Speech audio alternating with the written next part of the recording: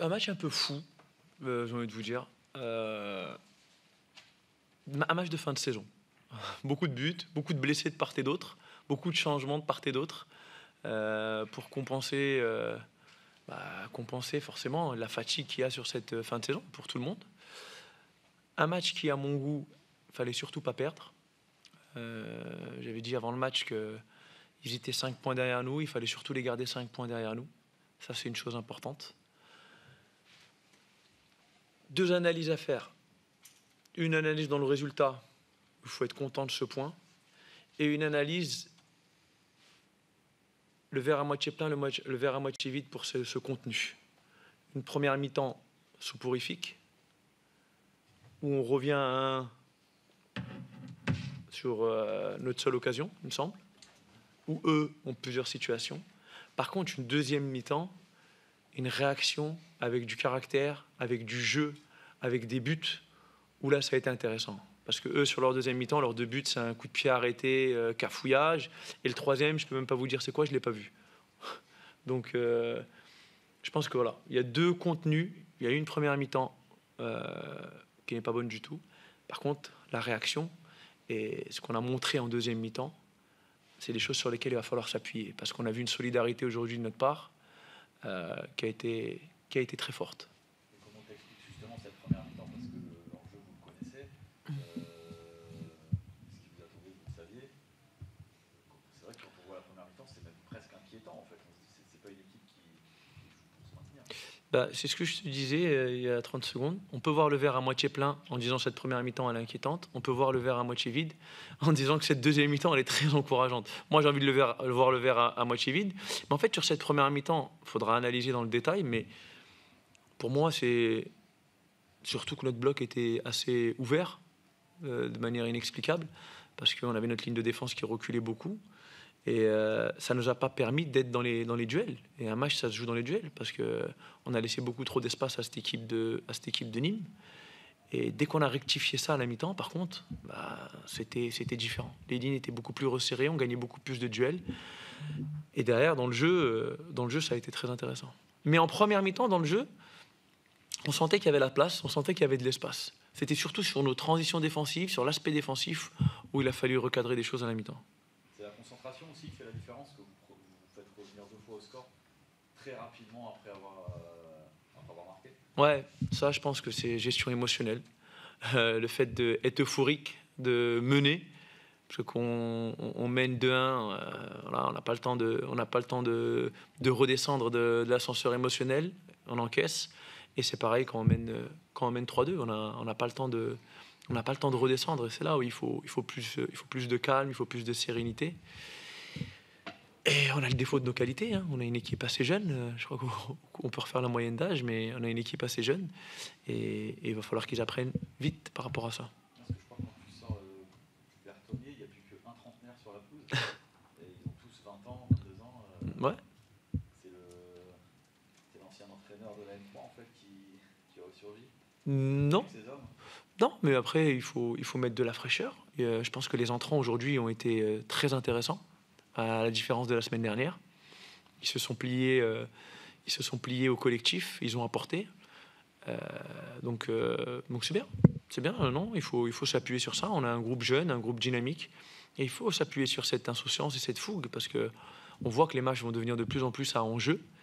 Et il va falloir les jouer sans retenue. Même si les défauts de la jeunesse, ça peut être des défauts de concentration, comme on dit à l'instant. Ouais, après, je suis pas sûr que ils sont pas dus qu'à la jeunesse. Le deuxième but, c'est un coup de pied arrêté. Donc je pense qu'il y a tout le monde aussi qui est concerné par rapport à ça. Et je vous dis, le troisième, je l'ai pas vu, mais apparemment, c'est une action un peu loquace. C'est un lob sur le côté. Ouais. Et parmi les entrants, il y a eu Sofiane Boudra qui a complètement changé le visage de ton attaque. À mon sens, c'est son meilleur match, non, depuis que tu l'as lancé. Ouais, il a fait une très bonne rentrée. Mais Sofiane, moi, je sais de quoi il est capable. Justement, quand il rentre comme ça, c'est pour apporter des choses. Mais voilà, je ne vais pas me focaliser que sur lui. Je pense que tous les autres sont rentrés, ils ont été au diapason. Donc il va falloir s'appuyer sur ça. La force d'un groupe, pour moi, elle se mesure à l'impact des remplaçants. On l'a vu à Amiens, on l'a vu ce soir. Et c'est ça qui me donne des motifs d'espoir pour les 4 derniers matchs. Même si, quand on regarde les résultats de la soirée, parce qu'on ne peut pas occulter ça, vous êtes en moins bonne posture qu'il y a 2 heures. Il n'y a plus qu'un point d'avance. C'est sûr, c'est factuel. Maintenant, le compteur tourne. Il va y avoir des confrontations directes. Tout le monde ne prendra pas des points. Donc, on sait ce qu'il nous reste à faire. Il nous reste 4 matchs. Il va falloir aller chercher les points sur ces 4 matchs. Est-ce que ça redonne encore un petit peu plus d'importance au match contre Pau la semaine prochaine? Il était déjà très important, je pense, avant le match. Il l'est tout autant. Et devant notre public, là, il va falloir répondre présent. Et juste une dernière question sur Quentin Lecleuch, qui était finalement dans le groupe, qui n'est pas monté dans l'avion. Le mollet va... Ouais, le mollet va pas si bien que ça. On a refait des tests et au final, on aurait pu prendre un risque. Mais aujourd'hui, il y a encore 4 matchs à faire. Le championnat n'est pas fini. On va avoir besoin de Quentin comme on va avoir besoin de tout le monde. Donc, c'était pas le moment de prendre des risques inconsidérés. Donc c'est Guilain qui a eu sa chance, c'est ça? C'est lui qui a fait le 18e en fait? Ouais, Guilain est rentré dans le groupe, mais Guilain, c'est un milieu de terrain, c'est pas un latéral. Ouais, Non, mais dans le nombre. ouais, c'est Guilain. C'est lui qui a changé numériquement avec Quentin. Ouais, exactement. C'est Guilain qui est rentré. On avait pris une précaution par rapport à ça. Et on espère récupérer tout le monde pour la semaine prochaine. Adrien y compris? Adrien y compris. Je vois qu'il y a des bonnes nouvelles. Un petit mot sur Nîmes. Qu'est-ce que vous avez à être... Bon, à l'image du match qu'ils ont fait contre Pau la semaine dernière. Voilà. Ouais, voilà, on s'attendait à un match débridé. Ils ont mis 3 buts la semaine dernière, ils en ont mis 3 encore cette semaine. Sauf que nous, on a pu en mettre 3 aussi. On savait que c'était une équipe qui avait de la qualité, qui avait des arguments. Mais je le répète, aujourd'hui, l'important, c'était de les garder à 5 points derrière nous. Il y a eu 10 tirs cadrés dans ce match, 6 buts. C'est une efficacité de candidat à la montée. Ça, c'est le match pour le maintien. Ouais, non, c'est un match de fin de saison. Comme je disais en début de conférence, voilà, c'est les matchs un peu fous. Il va y en avoir d'autres encore sur les 4 derniers matchs. Au-delà des buts, c'est aussi, on voit le nombre de blessés, le nombre de changements qu'il y a eu. On sent que les organismes sont touchés sur cette fin de saison. Et forcément, toutes les équipes, elles jouent des choses importantes. Donc, elles se livrent, d'autres se crispent. Mais des fois, dans le même match, on peut se livrer et se crisper. Et cette fin de saison, la gestion des émotions va être importante.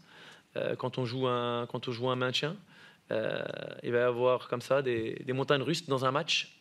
Et il va falloir avoir les nerfs solides, que ce soit pour les joueurs, pour le staff et pour les supporters. Comment on en sort? Regardez comme ça, avec un panari au doigt. Enfin, c'est pas un panari, c'est parce que comme j'étais énervé, j'ai mis un coup dans la porte du vestiaire. Ouais. C'est des gestes qu'il faut pas faire. C'était avant que tout le monde arrive. Parce que j'étais un peu énervé, voilà. Énervé parce que je pense qu'on aurait pu l'emporter, mais je pense que si on n'a pas gagné ce match-là, c'est parce qu'on n'a pas réussi à faire ce qu'il fallait en première mi-temps, parce que les occasions pour tuer le match, on les a eues en première mi-temps. Malheureusement, encore une fois, dans le dernier geste, on n'a pas fait ce qu'il fallait. Et voilà, on se fait égaliser, je crois, sur leur seule occasion. De toute façon, c'est pas compliqué. Ce soir, Valenciennes a mis 3 buts. Je crois qu'ils ont 4 occasions, ils mettent 3 buts. Donc ça veut tout dire. Et encore une fois, quand je regarde le nombre de buts qu'on a encaissés cette année, c'est-à-dire 53, ça veut bien dire que voilà, on a vraiment des soucis sur le plan défensif. En revanche, c'est une équipe qui est capable de marquer des buts à n'importe quelle autre équipe du championnat. Voilà. Donc c'est dommage parce que je regardais les stats. Oui, on a eu la possession. Oui, on a fait quasi double nombre de passes qu'eux. On a centré beaucoup plus qu'eux. On a frappé beaucoup plus qu'eux. Mais bon, à l'arrivée, on a pris qu'un point. On a fait 3-3. Voilà. Après, je peux pas reprocher à mes joueurs de ne pas avoir mis du cœur. Hein. Ils ont mis tout ce qu'ils avaient dans la bataille. Voilà. J'ai rien à. Voilà, je peux pas leur reprocher ça. Ils étaient plus que motivés. Ils avaient très envie de gagner ce match-là. Quel impact tu as eu dans les têtes l'égalisation de Valenciennes dans une première période que vous avez dominée? Pardon, excusez-moi. Quel impact tu as eu dans les têtes l'égalisation de Valenciennes à la fin de la première période? Sur le coup, ouais, ça a été. Ouais, je pense que sur le coup, ça n'a pas été facile. Après, c'était à moi, à la mi-temps, voilà, de regonfler un peu tout ça pour repartir en deuxième.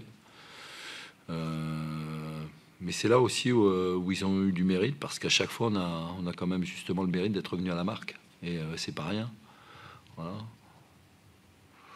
Vous savez, ce soir, j'ai pas grand-chose à vous dire. Vous voyez, je suis énormément déçu, parce que je pense qu'on aurait pu l'emporter. J'avais l'impression qu'on allait revivre ce qu'on avait vécu la semaine dernière. Malheureusement, ça n'a pas été le cas. 3 buts face à Pau aux derniers instants. Il y a 3 buts ce soir et ouais, malheureusement, il n'y a pas... Non, et puis, non, il n'y a pas de victoire, mais il y a aussi, et il ne faut pas l'oublier, mais c'est ce que je vous ai expliqué juste avant, il y a 5 buts encaissés en 2 matchs, c'est beaucoup trop. C'est beaucoup trop. Et vous les donnez, ces buts. Ouais, le pauvre Maël, sur le 3e. 2e aussi. Malheureusement. Mais vous savez, moi, j'aime pas pointer du doigt un garçon, incriminer qui que ce soit. Voilà, il y a des garçons qui sont en apprentissage, tout simplement, qui manquent un peu d'expérience. Voilà, c'est comme ça. Faut aussi. Allez-y, pardon. Le mec s'est-il éloigné ce soir? Je pense. Mais je pense qu'il s'est éloigné. Mais pour être franc, hein, mais je vais rester quand même positif, parce qu'on a 33 points. On ne peut pas dire qu'on est condamné, puisqu'il reste encore 4 matchs. Mais effectivement, il s'est éloigné. Ça, c'est sûr. J'ai regardé les résultats. Bon, c'est une journée blanche, on va dire. C'est rien. Avec un match de moins. Mais avec un match de moins, exactement. Il en reste plus que 4. Donc il faudra gagner absolument un temps. Il n'y a plus de joker. Il faudra non seulement gagner, oui, il faudra gagner à Caen, mais pour nous c'est compliqué lorsqu'on est à l'extérieur, beaucoup plus qu'ici à Nîmes aux Antonins.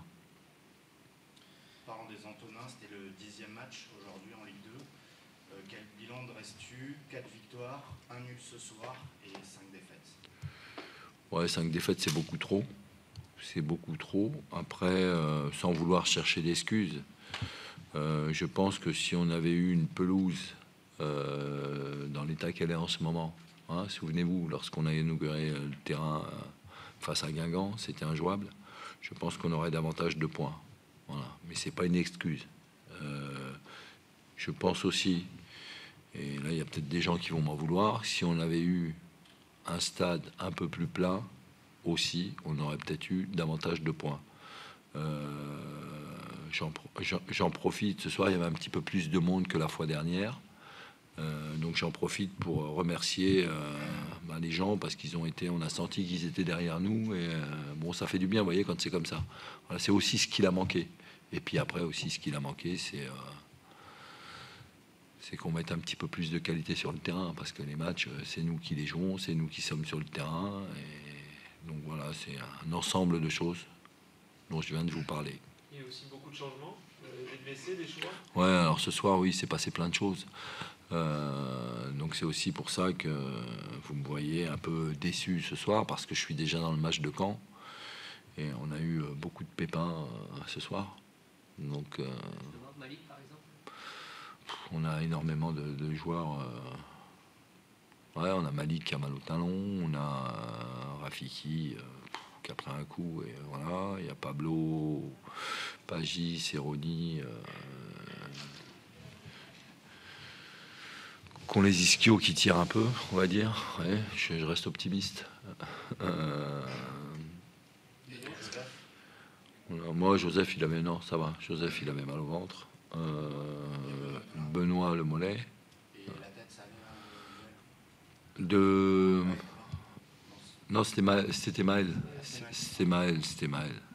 Non, Maël. Oui, ça va. Est-ce que vous pensez qu'il y a une corrélation entre l'extra-sportif un peu agité et le sportif? Parce que moi, comme dans beaucoup de clubs, quand l'extra-sportif ne marche pas trop, le sportif est impacté. Est-ce que vous pensez qu'à Nîmes, ça peut être le cas? Par rapport à ce qui se passe extra-sportivement, est-ce que vous pensez que ça impacte? C'est quoi l'extra-sportif? Tout ce qu'il y a, la saison agitée, tout ce qui s'est passé en dehors. C'est-à-dire Ce qui s'est passé, le conflit, notamment par rapport au président qui est décrié, le conflit des supporters, un tas de choses, par exemple. Est-ce que vous pensez que ça a pu impacter sur le sportif? Ce que je pense surtout, c'est que je vais rester bien droit dans mes bottes, et que je veux absolument pas... Alors votre question, elle est pertinente, hein, attention, hein, voilà, je trouve que votre question est pertinente. En revanche, acceptez ma réponse. Je voudrais rester bien droit dans mes bottes. Vous avez vu que jusqu'à présent, à chaque fois que vous me posiez cette question-là, je ne répondais pas. Je ne veux pas rentrer là-dedans. Voilà, moi, je ne suis pas là pour ça.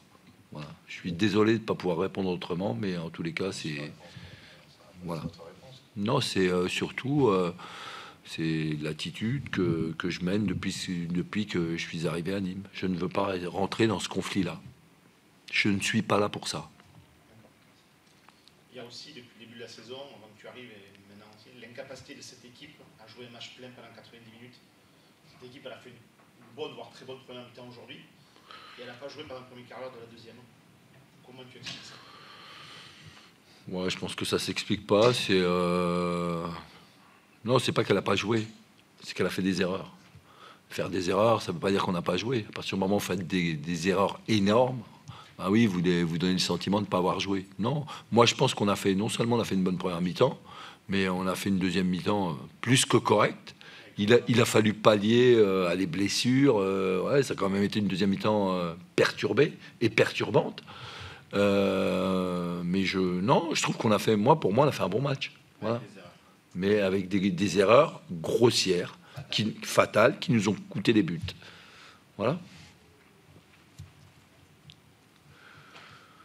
Voilà, messieurs.